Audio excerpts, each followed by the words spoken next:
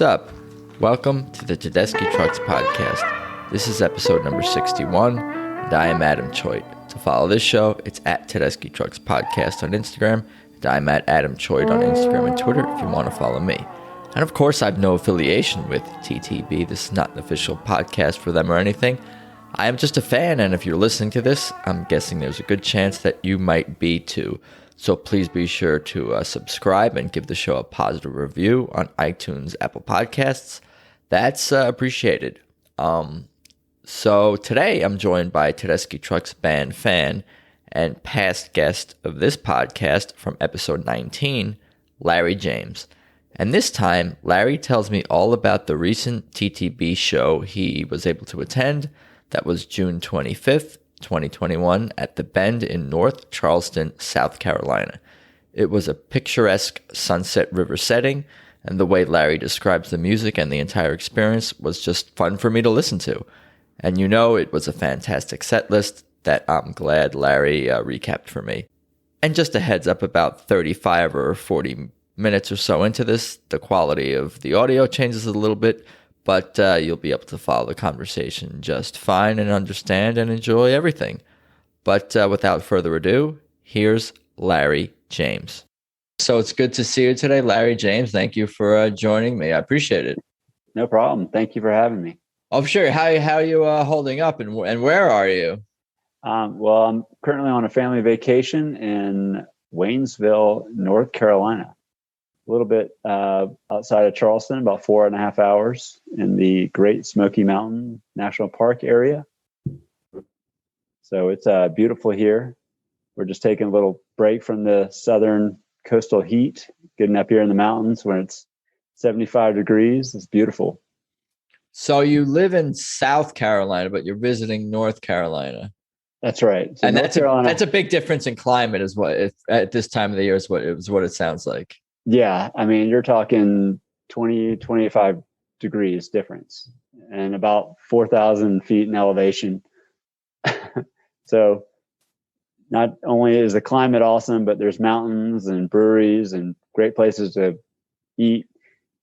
And I'm not representing the Waynesville or Asheville greater tourist bureau, but it's a really cool town. There's lots to do and hikes, and my daughter and I went on a hike today and saw like a 360-degree view of mountain peaks and everything. It was amazing. So great area to visit, and I recommend it. Is it all recharging for the soul, for the spirit to get? I don't know how much you're in nature during your regular daily life, but is it like? Do you feel it like making you more calm or whatever, more connected to nature? Any of those like more like bigger picture feelings like do you get from a trip like this, even from the experience with your family, sharing that and all that? Oh yeah. I mean, you've got just the get everything on the pause button, the devices, you've got just the constant emails and the constant barrage of work and the daily grind. It just all puts everything on pause, and you go out in nature, and the only worry is that you get home before dark. So you get to see the wind blow through the trees. You get to feel the sun on your face and back. You get to stop and watch the butterflies. I mean, it sounds ridiculous, but at the same time, it's an amazing experience, and nature is there for you. So you should totally hit the pause button as much as you can. I'm going to try to. I promise one of these days I'm gonna see and experience again like what you're describing, for sure. Yeah, my daughter and I saw a butterfly today and just spent about 10 minutes just watching it fly, which is, again, it sounds like, okay, you're living in this bubble, but it's really not. It's just about taking that time. And she's 6, so she appreciates it more than anybody. And it's new. It's new and it's fascinating, and I get to learn from that. So I think that's a fascinating thing to begin with. So that's great. That's cool. Why don't we? Because what I'll do is I'll throw in an intro and I'll kind of maybe summarize a little bit about your background and what we talked about last episode. But we can dive back into the show. So rewind. So today as of us recording this, it is the 30th of June. And you went to the TTB show on the 25th Right. at the Bend At the Bend. in North Yeah. Charleston, South Carolina. Yes. And that's where you're based out of, correct? Right. I live in Somerville, but that's a bedroom community of Charleston. So Right in the it's area. in the area. Yeah. It's our local show. So Gotcha. So that was 5 days ago. So why don't you tell me that leading up to the show, how you ended up at this particular, I mean, this is your hometown show. All right. Right. But Well, let's set the scene and we'll get into the show. Sure. Well, I mean, when they announced it, I was completely excited to have two hometown shows. They played the 24th and 25th. I wasn't able to go to both because of the issue with the pod purchase of one ticket equals 4-person ticket. So, and ticket prices range from after fees and taxes, $500 to $400. So, or $300. So it was a steep thing to go both nights. So I decided to go to the Friday night show, basing on the assumption that maybe the weekend show might be a little bit better than rushing to get an after work show on Thursday. And they didn't disappoint at all. My wife and I went and met my sister and her husband there. And we actually got really lucky. Went to dinner, had some drinks, and made it to the venue about 30 minutes before the showtime. And as we're pulling up, we had tickets in the 14th row, but dead center, like it was like seat 10 or pod 10. And it was directly behind the soundboard. So as we're driving up, the woman checked our tickets before we got into the venue in the vehicle we were driving. And she said, well, it looks like your pod is obstructed view because they set up a rain tent around the soundboard, which is located in the center of the field. So we're going to move you to row 3, if that's okay with you. And so we were like, okay, sure. Was it center? Was it center? It doesn't. No, it was right justified. It was about 100 feet right of the stage, but nevertheless, no, I mean, it was a beautiful view. And I mean, I feel sorry for people that were partially obstructed by that tent and didn't get moved, but it was my first forte into a setting of pods. I hadn't gone to another concert. This was my first concert in 15 months. So I was really excited to see live music, but also experience the concert setting of being in that pods and that kind of thing. And I have to say that, personally, I enjoyed the space, but part of me being a longtime concert goer, I really missed there was a disconnect between the relaxed feeling, the casualness of the pod and the concert experience of seeing a live music, like in an inside venue or even an outside venue where you can really get up close to the stage, So when we got to the square, the 10 by 10 foot square, we set up a table, we had wine and cheese and some beers and set up our camping chairs and just sat back. And the first set, I mean, it was fantastic, but don't drift away. Yeah. Well, it started off that easy kind of mellow tune, which was great, but it was just very casual. Everyone was just kind of in their own little worlds, experiencing this like almost like background music. And I hate to say that, and it doesn't have a negative connotation, but I think what I'm trying to say not in the context you're trying to explain. Right. It was, I mean, the setting was beautiful. It's right on the Ashley River. This is almost a temporary space. It's just open field, and they incorporated part of a park, a city park that's there next to a cemetery on one side, next to an orphanage on the other side. Is actually ironically the Jenkins Orphanage. If you our listeners can Google this, it's a historic 19th century orphanage that was in Charleston that was famous for having African American orphans go out into the street and play music on the side streets. And they received money and they bought musical instruments, and they gave it to children to go play on the side streets to earn money and to get notoriety. And then they would form their own bands, and the bands got really good, and they toured all over Paris and Europe and stuff.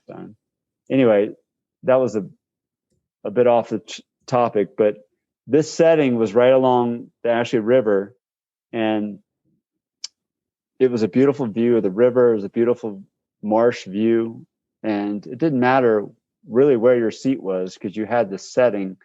It was just very relaxing. You had nice weather. I don't know if it's typical this time of year, but really 80 degrees, you can't complain about it. Just imagine 80 degrees, a nice breeze on the river, beautiful sun, and eventually sunsetting over the stage and behind you along the river. And TTV is just killing it on the stage. So you really had this ideal setting to just really kick back and relax, enjoy your friends and wine and food if you have it, brought a table and stuff. It wasn't a raging concert by any means, and you can understand that why people would just decided just to kind of sit back and relax and enjoy the music. Yeah, I'm wondering if even that was reflected in the set list somewhat. I'm not totally sure, but you really did a great job of setting the scene there, and I don't think you went too far off topic at all. Yeah. Obviously, what you were describing is heavier, like a heavy issue, right? But on sort of somewhat, similar on some level, maybe not to that scale, or maybe even as much so, just the idea of the band overcoming circumstances and trying to make the best of the situation. And the fans, from what you're describing, kind of seems like they kind of understand maybe the pods aren't ideal, but let's make, this is what we have. This is what we have to deal with. It's not our ideal concert experience. It's not going to be as interactive, but for what this is, and maybe it's kind of like, it sounds like it makes sense. Like the way that you were describing the musicians, the young musicians, the young African-American musicians, trying to play music and make the best of the situation in a makeshift sort of attitude. And now here we are today, just again, the band, TTB trying to make the best of. Oh man, what a great connection! You're making a wonderful bridge for me. It's a slight, tiny reach. I don't want to do either. Yeah, I don't want to do either of those people. Those people in injustice. No, and you're not.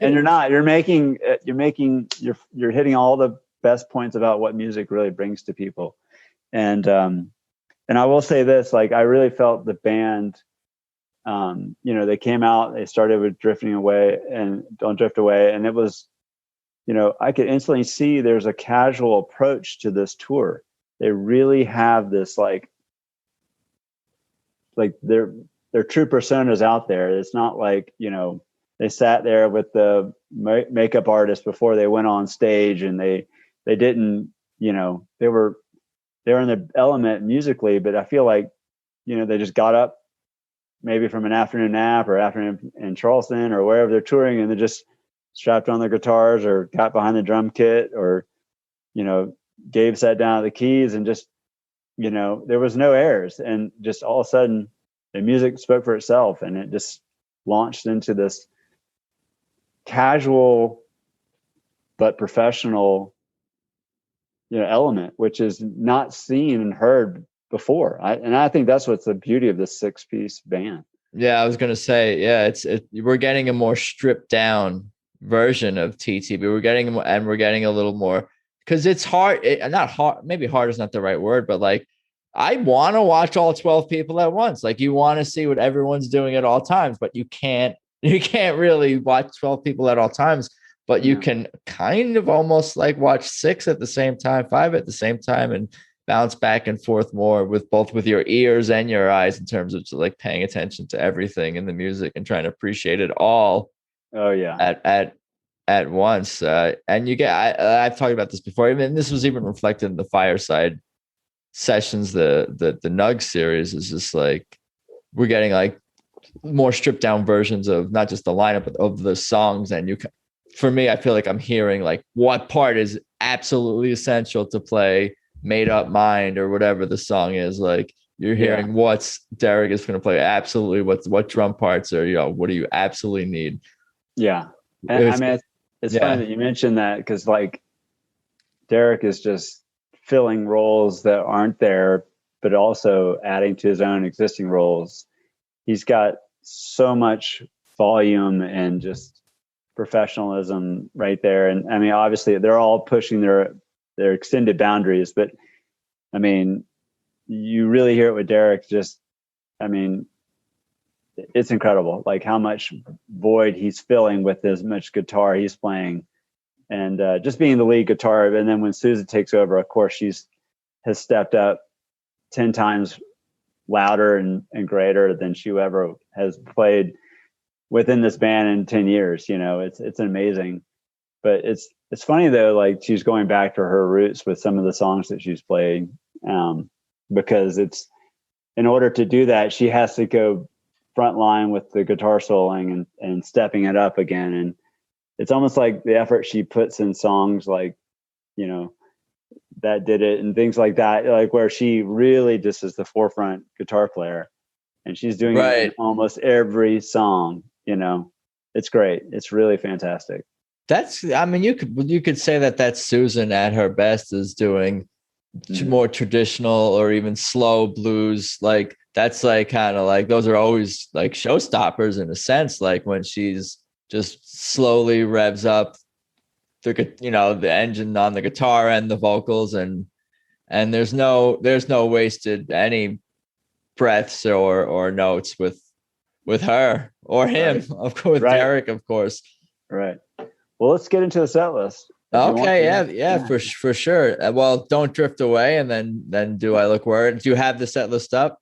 Yeah, let me pop it up here. Okay, I got it. Yeah, no problem.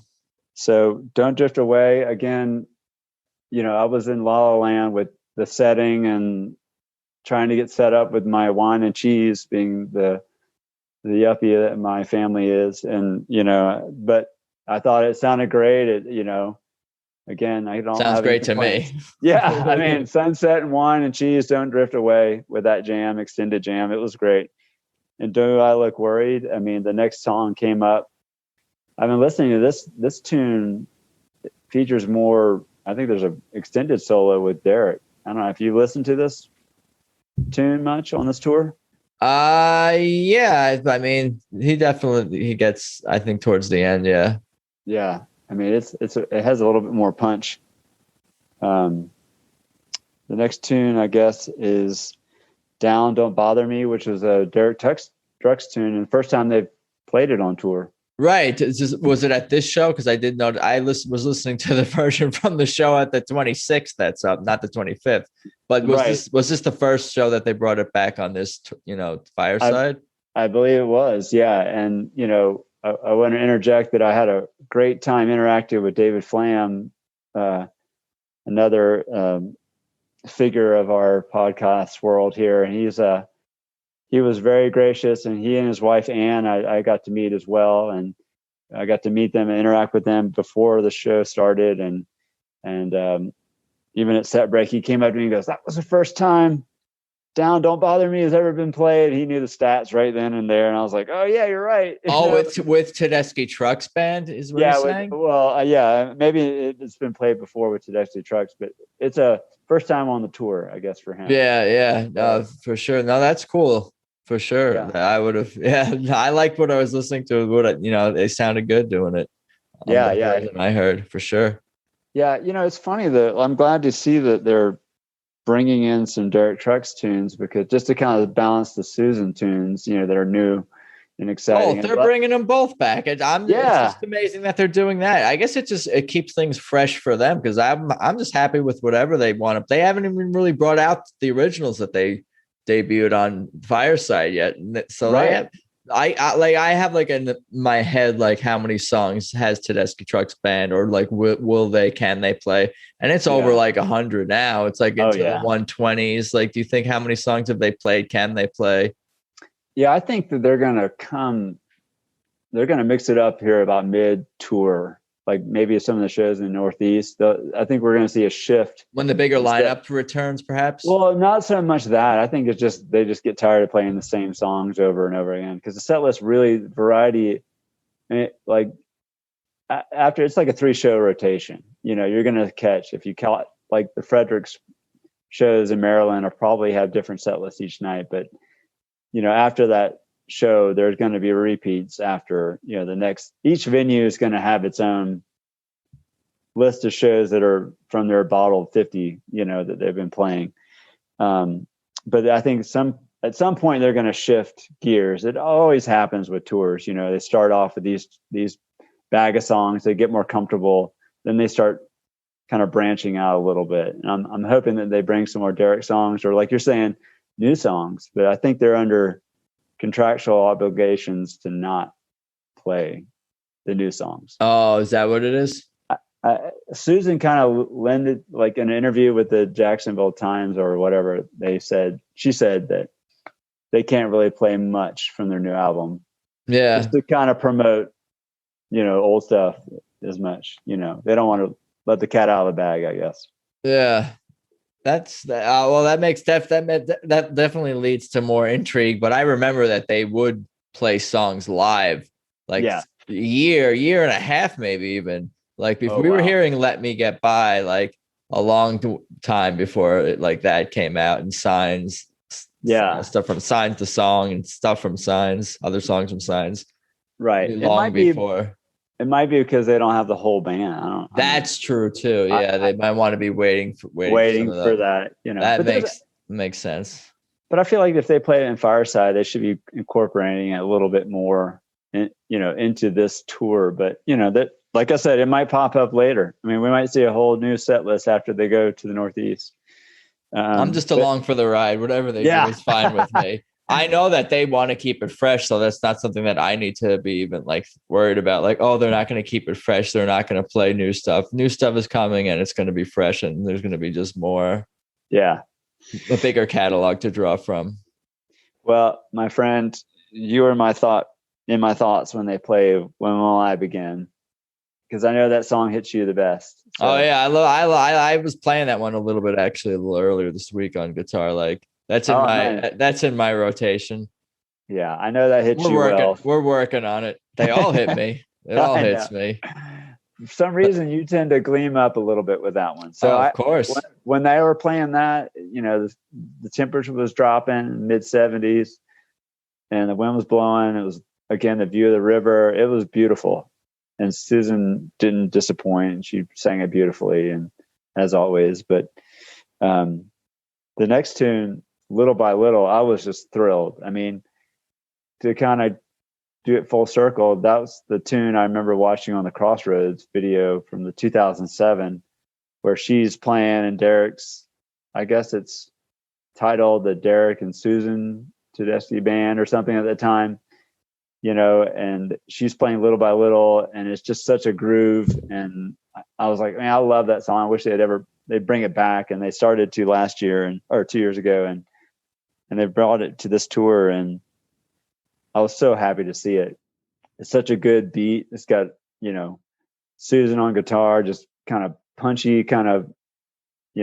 licks. It's just an awesome tune. Yeah, there's no way to not be like that. It's ear catching, like that that song, and Susan's just totally in control, and it's the perfect tempo and a great blues cover, and yeah, it really is. I mean, I think that was a one time. I think I saw some people getting out of their seats a little bit, and standing up, putting their wine glasses down, and putting the cheese down. Like, hey, we're at a concert here. Let's wake up a little bit.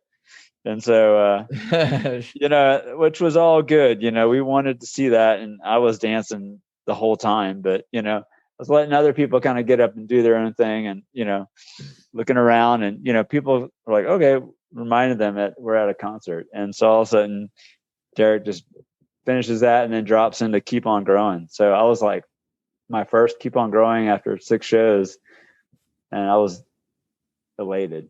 And that was the first time you'd ever seen the band play. I think you mentioned that on our last conversation. I think I recall that.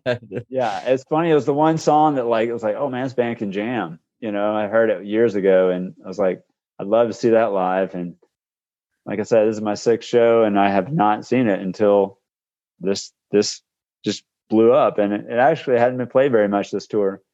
So a couple times, and I was ecstatic to get in the first set, and and of course it didn't displeased at all. It was amazing.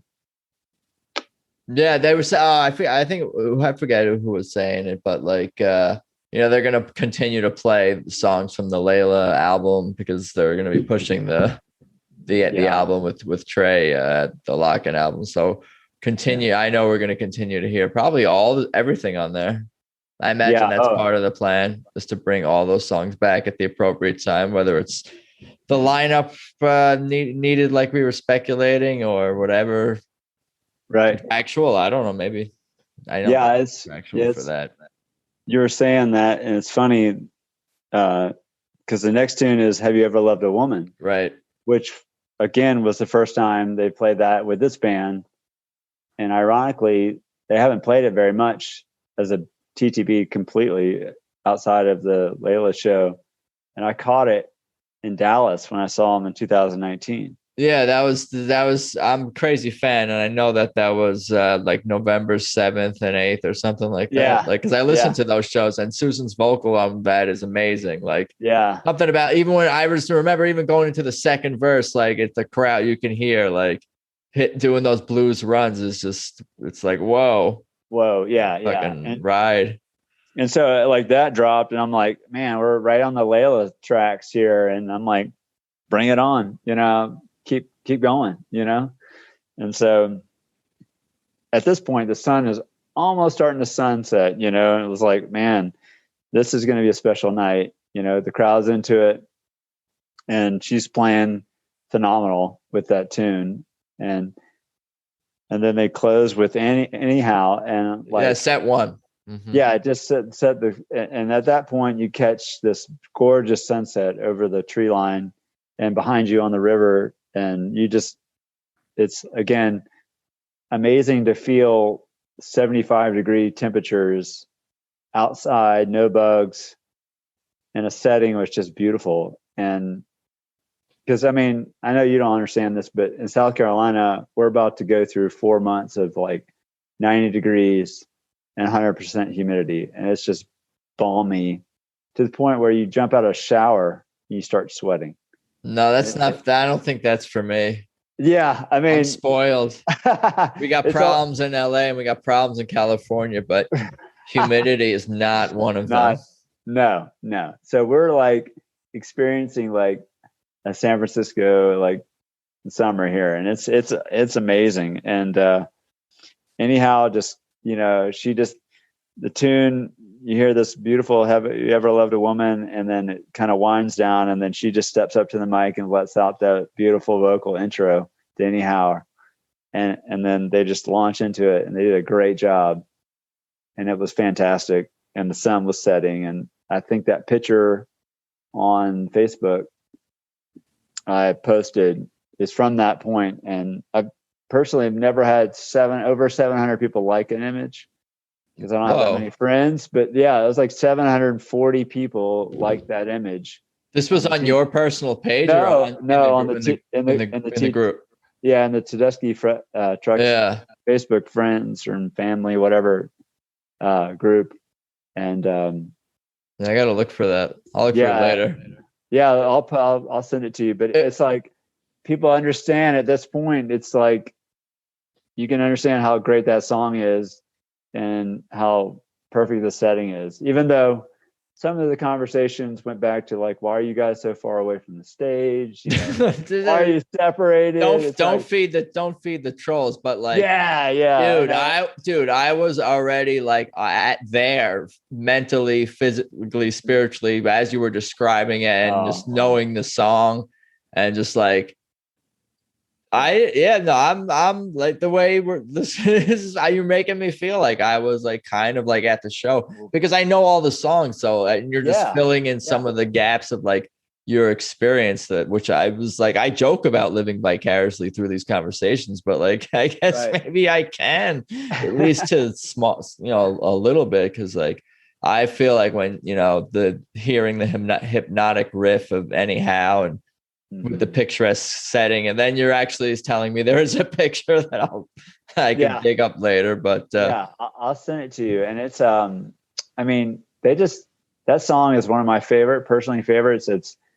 I think it's one of those songs that the whole 12-piece band really punches, Sure. as a Yeah, no group, doubt. and it's truly their sound. I mean, outside of covers and stuff, it's their song, and I think it was great, even with the 6-piece. But yeah, I mean, it set the perfect setting for a sunset over the river, and with having your space and be able to dance and be outside and throw your hands up. It was fantastic. I applaud it, so it was fantastic. So. And then halftime. Yeah. / Halftime. intermission. So halftime, really just hanging out, having more wine and cheese, switched to beer probably by this point. Walked around, got to see some friends, interacted with people without masks, and got to see some old friends I hadn't seen in a while and give a few hugs, and all that was fantastic too. I hadn't socially been that active. So a lot of this concert was a big release for me to just be social again. And I'm sure for many people, and like any large community, you're gonna have some people that are not the best of character, but for the most part, like the TTB community seems pretty damn awesome, and I'm happy to be like even small part of that. Like, and the people I've connected with are super cool. So it's like I appreciate that. The people more than anything. That's what makes this network.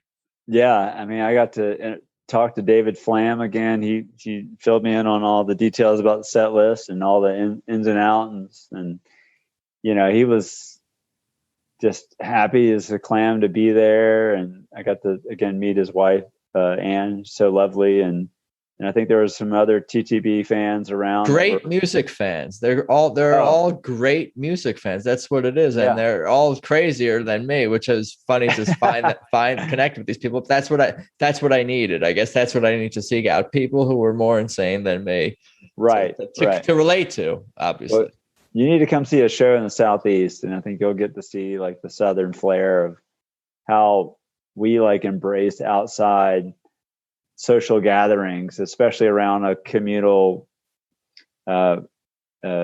magnet like music, like especially live music. It just, someone playing guitar or any instrument really just brings people together. It's communal. And so should I just move to Jacksonville? So just get it over with? Well, they're not there all the time. Well, and they're not there. I would move to Jacksonville. If I had to pick out any Southern city, I would say, anything on the water, but Jacksonville's on the water. But there's a lot of great Southern towns. But you just need to come to a Southern show next time. Yeah, I need to go to shows. Sean Roach was telling me he's Sean Roach, another taper. Yeah, he's in a good spot, sort of, and just north of like New York City, so he can get like New York City, Boston, Connecticut, Central New York, and to hop, skip, and a jump away from you guys to some degree also. So that's a good spot. It's more about like where the band plays. Right. That's going to dictate where I move to. Well, you never know. You never know. Right. Well, you want to chat up about set 2? Oh yeah. Let's get into it. All right. Sweet. So they started off with Don't Let Me Slide, which again, a throwback to the old school. And they crushed it. Without horns, it was a little strange, but again, I think I noticed they made that up, too on the without the horns. They made up for it. I mean, there's again extended Derek solo, and I think Gabe. I have to say, 3 cheers to Gabe. He's really stepping it up, also filling in these voids. Yeah, that's what I was going to say earlier. That everyone has been stepping up, like, and maybe stepping it up isn't even maybe the right figure to term anyway. But like, I know what you mean. Everyone's like just the role. They're fitting into their more prominent roles seamlessly. Yeah, and it seems to be more natural for them. And I mean, this is just my personal intake. I feel like since Gabe and Brandon came on at the same time, and they've been touring with them for 3 years now. And I think this tour gives them the ability to kind of spread their wings a little bit and be a little bit more outside the box or fill in holes where they're just not pockets, whereas before they were, filling in some pretty heavy shoes, particularly Gabe. And, I think at this time, I really feel like this is almost their graduation tour. Like this is now they're incorporated and they can really, really spread their wings. And they have the ability to do that because there's not a limited amount of playing space because of the horn section or because of vocals or that kind of thing. And that's the benefit of the 6-piece, So yeah, that's just my observation. And no, it's a great observation. I'm sure there's a lot to that. And just like seeing Gabe and seeing Brandon with a skeleton version of Tedeschi Trucks Band, just like cements how much a part of the band, how much they are Tedeschi Trucks Band too. Like it cements like all that, just seeing them as like, oh, like we need bass and keyboards. We're not doing this without bass and keyboards. And like, these are our guys. Like, even though they've been playing with the band for a long time now, and they're super incredible musicians, but just seeing them seeing more music and hearing more music and the new stuff finally getting back out there, just like, it cements that. It does. It makes it a little bit more whole, I guess you could say. Right. They're bigger puzzles now. So I'd love to see what happens when you do incorporate all 12. Like if they kind of push a little bit for more breathing room, Derek will make sure it all works. Don't worry about it. He's got it. They got it. They all know what they're doing. They all are good. Yeah, they're good. So anyway, next up was Laugh About It, which again, one of my personal favorites. They played it so well. Again, I love to hear that song, and I love the guitar work in it, and it didn't disappoint at all. Again, missed the horns, but at this tour, you're like just so happy to be there and so happy to get the vibe of the show.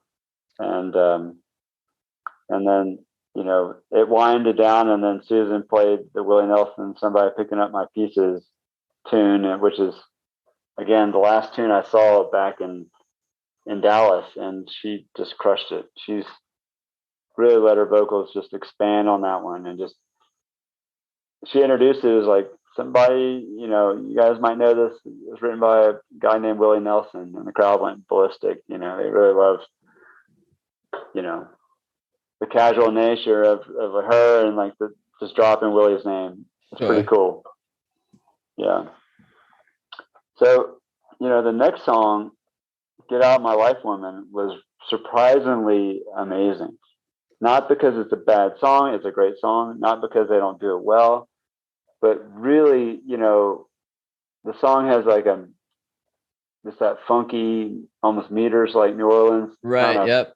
Vibe to it, and you expect a horn group to really kind of make that go. And Gabe, oh my gosh, we talked a little bit earlier about his spreading his wings, but on this one, wow, he just phenomenal. Like he locked into a groove doing his thing, and Derek picked up on it. And Brandon all of them really just kind of locked in together, and they just grooved for about 2-3 minutes to me, which was phenomenal. Like it really almost like the highlight of the night.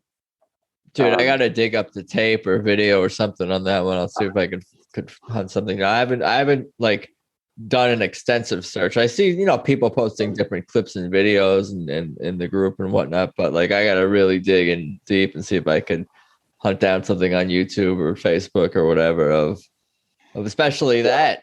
Obviously, of anything I can that's worthwhile seeing or hearing, but which is basically everything this band does. No, that sounds awesome. What you're describing.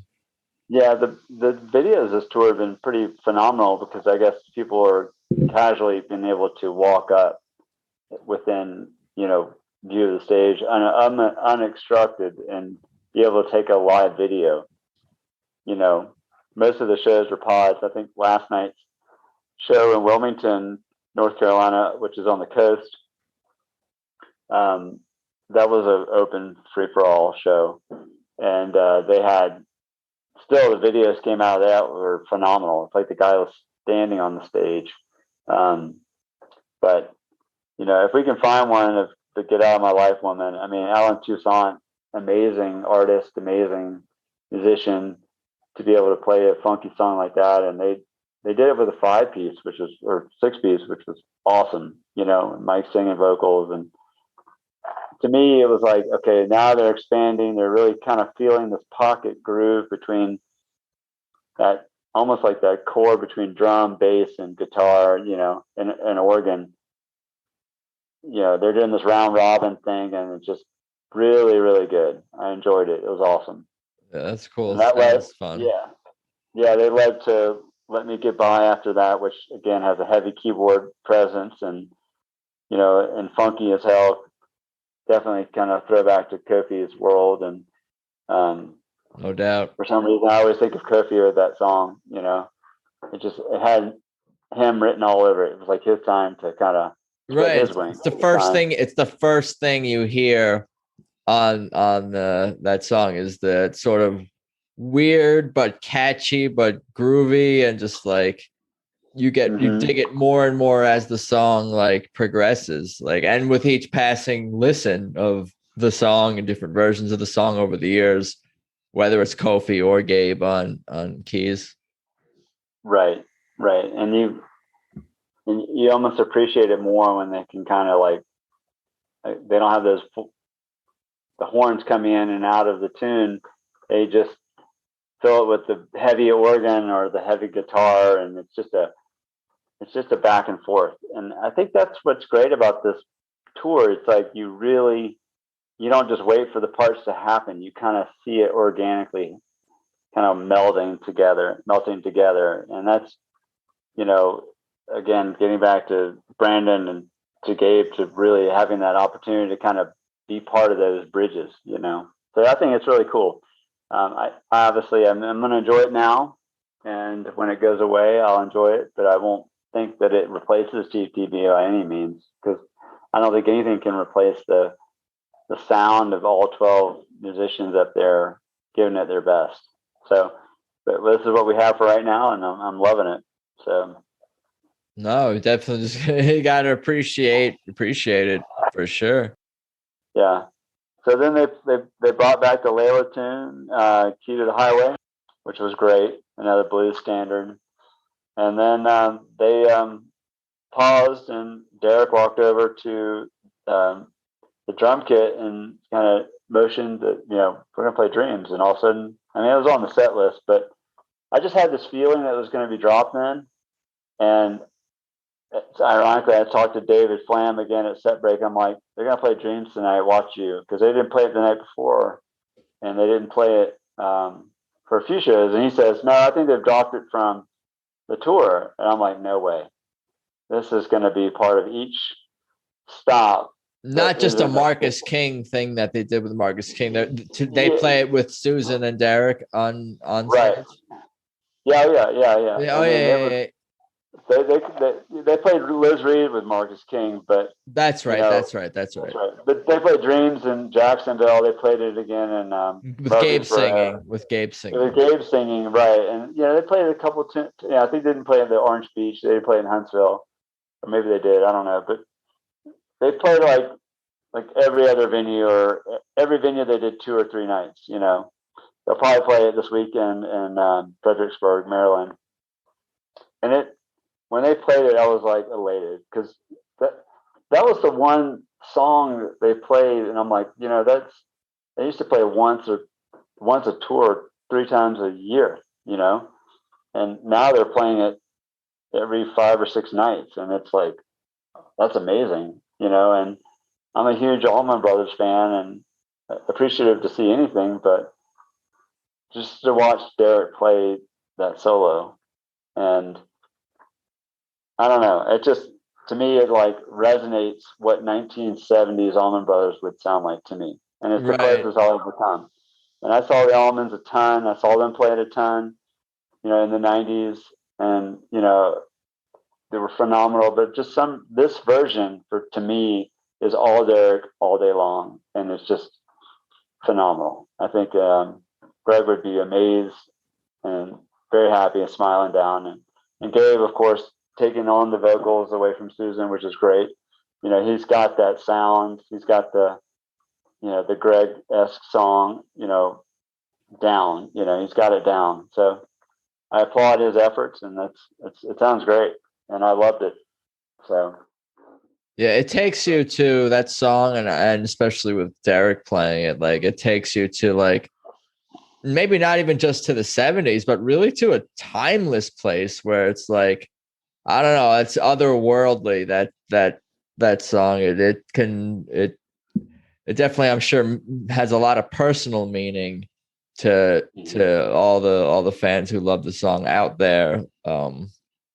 At different times in their lives and our lives and my life, like that's, I don't know, it's a special song. Like, and there's no other band that would be able to even come up with something like that. I don't think what other music, I can't even think of anyone who, like, what other artists could even like the Dream. Oh, that's Allman Brothers song. Like, who else besides like maybe Tedeschi Trucks Band could possibly do something like that? Because Derek's and Tedeschi, you know, but short of that, like, I don't know. It's just so perfect Allman Brothers, in my opinion. Like that song. Right.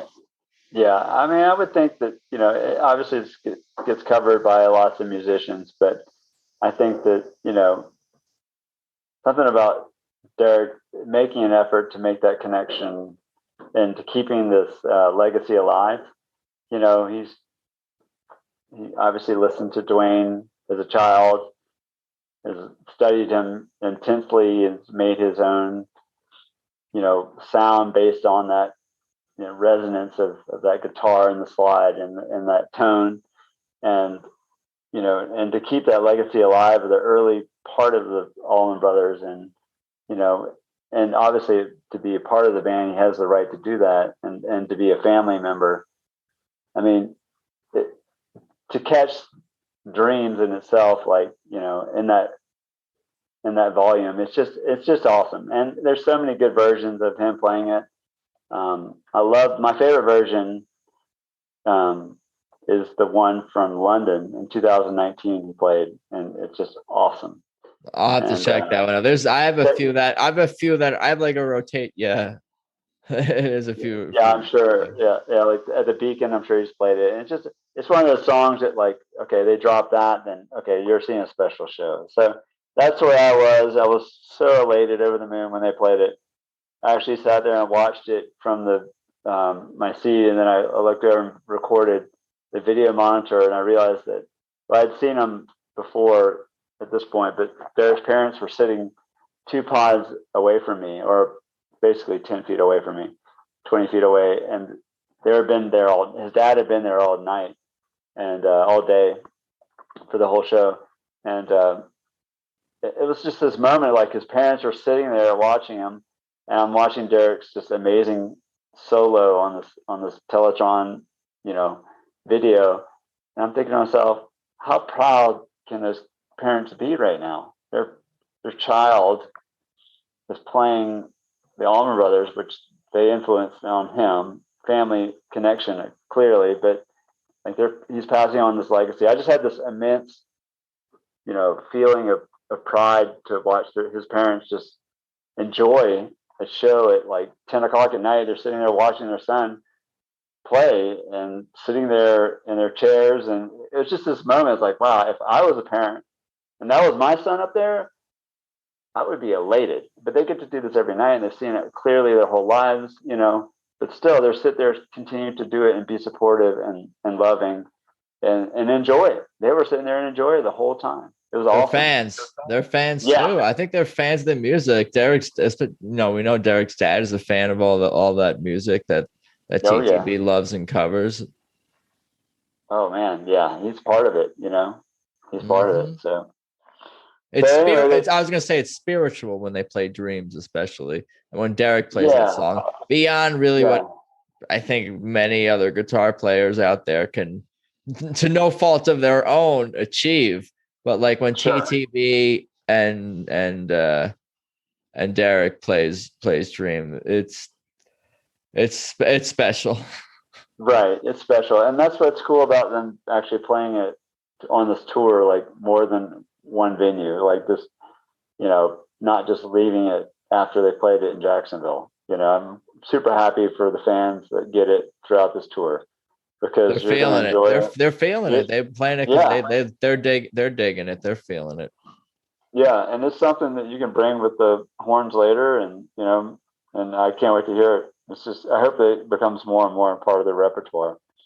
So we'll see. They closed the second set with Storm Whipping Post, which again, they're already on this amazing high coming, from Dreams into the Storm, which is just all Derek all day long, just completely making incredible sounds on his guitar, and the band playing just furiously behind him. And clearly us Southeastern folk know what a storm is, with hurricane season being starting actually right. Yeah, it started about 3 weeks ago. So we'll hopefully miss hurricanes this year, but we understand storms are raging, and it's a particular time of year for us in the Southeast when we look to the Caribbean and we see things brewing. And then to bring it with the Allman Brothers back again, Whipping Post, it was cool, and that closed the show with like this triumphant, Susan belting out that she's been down to the Whipping Post. So yeah, that's again also has like this spiritual, churchy, like throwback sound, and really gives you shades of some of what the Allman Brothers did back in the day. Maybe it's just the reverb on the vocal, but it works and it fits, and it's again, special is the word I keep using. Awe-inspiring. I think I actually did pull up a thesaurus here. Breathtaking. It was breathtaking. Stunning. Yeah. And I think all the wine had been drunk, the cheese had been consumed. So most of the people were at this point were on their feet, cheering and clapping along and dancing. And, I think kind of even the pod ropes kind of came down, and people were just breaking rules and interacting with other people. And we're getting crazy. Yeah, being human again. Whoa. That's what I mean. No one charged the stage, which was good. Wasn't a Metallica concert, but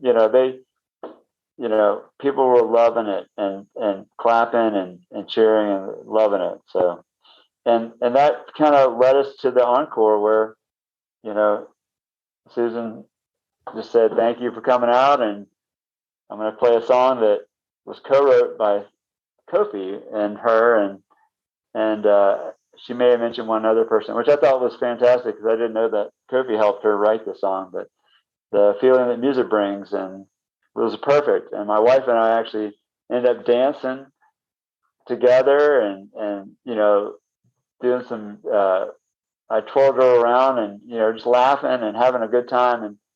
And it really kind of resonates, the title of the tune, just everyone's having a good time at that point. So just kind of brought the evening down. It was fantastic. Yeah, it's a great choice to finish their shows with. I think they finished a couple of shows at least so far on this tour with that old Susan song, Bring It Back. And I love that song, and they could just go on for days, I'm sure, at the end. If Susan and Derek, did they do any call and response back and forth kind of stuff? Right. Yeah. Not too much. Not that I remember. I was a little bit preoccupied with my wife. You had a lot going on. But yeah, I mean, I was having almost too much fun. But I'll have to listen to another one. I'm sure it was the exact same play as the other ones that were played this tour, but nothing too special there. But just awesome to hear the Susan songs.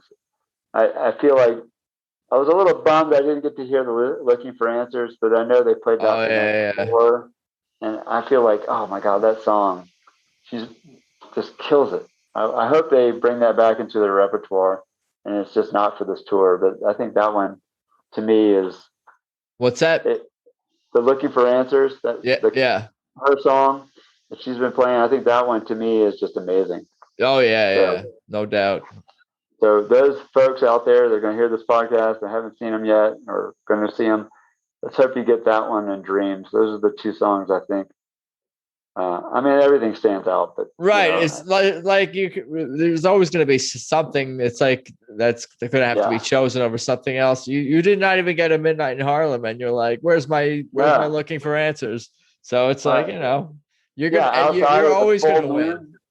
Yeah. Oh no. I mean, again, I've always thought, they play Midnight in Harlem every night, and they didn't play it tonight. They haven't played it. I hadn't seen that song in 4 shows. It's pretty amazing. So that's your new streak. So sometimes long-term streak, yeah. Yeah, which is okay. They play it great and they play it a lot, but they actually played it the night before as an encore, which I thought was odd. But there was a full moon that night, so maybe they'll play it again, I'm sure, this weekend. So it was amazing. Yeah, I was gonna say, you want to hear whatever the band is most passionate about playing in the moment. No, as long as it's not obviously like too repetitive or something, or like with exceptions. But for the most part, like that's kind of what I think. Like because like we've been talking about, you're gonna get variety. So it's like the band is most passionate about or feels like playing. Like that's what they're gonna put the most, most behind. Yeah, yeah. I mean, they're a unit right now. They're touring up and down the East Coast. They're playing a lot of shows, and it's a stripped down TTB. You're getting a little bit more casual approach to the way they play it. It's a little bit more raw, but none of that's a negative. If anything, it's a positive to try to work with the new musicians, try to play some new songs, play some new variety of tunes, that they haven't played in a while. And you're going to get a whole lot of guitar from Derek, a whole lot of guitar from Susan, and just some really just good music at the end of the day, and it's amazing. I'm really happy for them. I'm happy that they can get out and do this. So yeah, I'm happy that they're doing it and they're making music live, playing live again, and that there's some recordings that are making their way to my ears, and like I appreciate them all and I'm thrilled by it all, and they sound great, and Derek and Susan sound great. Everybody sounds great. Anything else we need to cover that's notable about the show that you forgot to mention, or like that happened? Did you hang out after the show with the band or friends or anything notable? Not too much. The drive home. I mean, the drive home was great. We were just commenting on how fantastic the music was. Got to say goodbye to David Flam. He was, again, and Ann, and it was nice seeing friends and family and being with my sister the whole time. And it was kind of just all in all a fantastic night to hopefully get back to more socializing and being a little bit more normal. We all know that people out there are still suffering, and there's obviously still cases, and we don't want to not ignore the fact that that's happening, but we're vaccinated and we're happy, and hopefully we're moving to a better spot as a country. So that's what we're happy about. Maybe we'll all appreciate and not take for granted as much like the whole idea of like socialization and going to things like concerts and just being around other people. Maybe we kind of like took it all for granted. So but I mean, I'm sure we're not going to change our behavior or attitudes. That's too much. We are still Americans. Yeah. Or humans, but humans, especially Americans. Humans. Yeah. Well, yeah. I agree with you there. I mean, I think that in the back of everyone's mind, it's one thing you can't deny, that we lived through this thing, and that it should be in the thought process of making decisions in the future, or at least be more appreciative of decisions that are made. So I hope that we all as humans love one another more and just appreciate life a little bit more. That is the key, my friend. If we can do that, we'll be set on the right path. But on that note, thank you again for the time. I appreciate it. If there's anything you want to plug or promote or mention before I let you enjoy the rest of your evening. I'll give you the floor for that. I got nothing. I got nothing more. Just go out and rock on TTV. So yeah, TedeschiTrucksBand.com. Check out future tour dates and check out what the band is doing and buy the Layla album and all that stuff. Buy the Layla album. Yeah, I got my LP, my vinyl coming to me soon, so I'm excited about that. Oh, sweet. Well, I'll let you enjoy the rest of your evening, my friend. I know you're I think you're a little ahead of me on time. I am, but thank you for having me, Adam. It's always a pleasure, man. Oh, thank you. All right. Later. All right, take care. So there you go, episode 61 with Larry James. That was fun, and I again thank Larry for his time. I was really able to kind of live vicariously through Larry's recap in terms of making me feel like I was really at the show. It sounds like it was a great vibe that evening. But anyway, for now, hope everyone is hanging in there out there. Please check out Tedeschi Trucks Podcast on Instagram. That's at Tedeschi Trucks Podcast. And of course, remember to tap subscribe or follow on iTunes, Spotify, or via whichever way you listen to this episode. And again, positive reviews on iTunes, Apple Podcasts are appreciated. Instagram and Twitter for me is at Adam Choit. TTB is at TedeschiTrucksBand.com. But yeah, I think that's about all I got for today. Thanks again for listening. Later.